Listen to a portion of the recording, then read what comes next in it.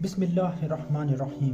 السلام علیکم ناظرین۔ یہ وہ بزرگ تھے جن کا کلام سن کر لوگ غش کھا جاتے۔ وہ یاد الہی میں عشق کے مقام پر پہنچ چکے تھے، اس لیے دنیا کو چھوڑ کر دریا کے کنارے جا بیٹھے۔ کئی دن جذب کی صورت میں بیٹھے رہے، آخر بھوک نے تنگ کیا۔ آسمان کی طرف نظر اٹھائی، پھر دریا پہ دیکھا ایک سیب تیرتا نظر آیا، اسے پکڑ کر کھا لیا۔ بھوک کی تیزی کم ہو گئی، مگر فوراً دل میں ایک خلش پیدا ہوئی کہ اس سیب کا کوئی مالک ہوگا۔ اسی سوچ میں دریا کے کنارے اس طرف روانہ ہو گئے جدھر سے سیب آیا تھا۔ آخر باغ نظر آ گیا، اندر گئے، مزدوروں سے مالک کا پتہ پوچھا۔ تھوڑی دیر کے بعد مالک آ گیا، ادب سے اسے کہنے لگے کہ میں نے اس طرح آپ کا ایک سیب کھا لیا ہے۔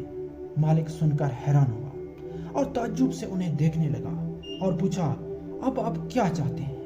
آپ نے کہا، میں نے بھوک اور بھول میں سیب کھایا ہے، اللہ نے مجھے طاقتور جسم دیا ہے، میں اس کی اجرت جو آپ مانگیں دینے کو تیار ہوں۔ مالک غور کے بعد بولا، نوجوان، میرا تمہارا حساب برابر ہونے کی 2 شرطیں ہیں۔ نوجوان نے حیرت سے دیکھا مگر منہ سے کچھ نہ بولا۔ پہلی شرط یہ ہے کہ 1 ماہ تک تم میرے باغ کے درختوں کو پانی دو گے۔ جب تم یہ شرط پوری کر لو گے تو پھر دوسری شرط بیان کروں گا۔ اگر ان میں سے ایک بھی شرط پوری نہ ہوئی تو میدان حشر تک تم میرے قرضدار رہو گے۔ بزرگ نے جواب دیا، آپ یقین رکھیں، میں آپ کی یہ شرائط پوری کرنے کی پوری کوشش کروں گا۔ مالک نے حیرانی سے دیکھ کر کہا، تم نے مجھ سے یہ نہیں پوچھا کہ ایک سیب کی قیمت 1 ماہ کی محنت کے برابر کیسے ہو سکتی ہے؟ نوجوان نے کہا، خیال تو آیا تھا مگر میں نے اپنے جرم کی خاطر آپ کو راضی کرنا ہے۔ مالک کو یہ سن کر حیرانی تو ہوئی مگر انہیں یہ کہہ کر کہ تم اپنا کام شروع کر دو، خود گھر کو چلا گیا۔ 1 ماہ سخت محنت کر کے نوجوان نے شرط پوری کر لی اور کہا، اب دوسری شرط بتاؤ۔ مالک نے کہا، دوسری شرط یہ ہے کہ میری لڑکی کے ساتھ شادی کرو۔ وہ لڑکی پیدائشی بدصورت، اندھی اور اپاہج ہے۔ یہ سن کر بزرگ اللہ سے دعا گو ہو گیا کہ مجھے ثابت قدم رہنے کی توفیق دے، میں کہیں بہک نہ جاؤں، اور پھر مالک سے کہا، میں تیار ہوں۔ دوسرے دن ہی شادی ہو گئی۔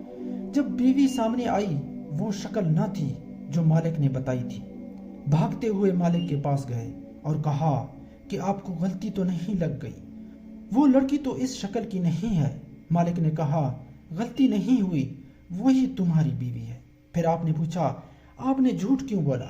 مالک کہنے لگا، بدصورت اس لیے کہا کہ اس کے چہرے پر موجودہ نمائش کا غازہ نہیں، اندھی اس لیے کہا کہ اس نے کسی غیر محرم آدمی کو نہیں دیکھا، اپاہج اس لیے کہا کہ وہ اب بھی کسی غیر محرم کی شکل سے آشنا نہیں۔ کیا میں نے جھوٹ بولا ہے؟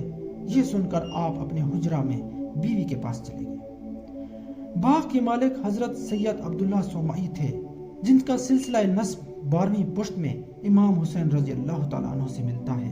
آپ بڑے بزرگ تھے، اور یہ بزرگ حضرت ابو صالح موسیٰ تھے، جن کی شادی سید عبداللہ سومعی کی بیٹی کے ساتھ ہوئی، اور انہی سے سید محمد عبد القادر محی الدین جیلانی پیدا ہوئے اور غوث اعظم کا لقب پایا۔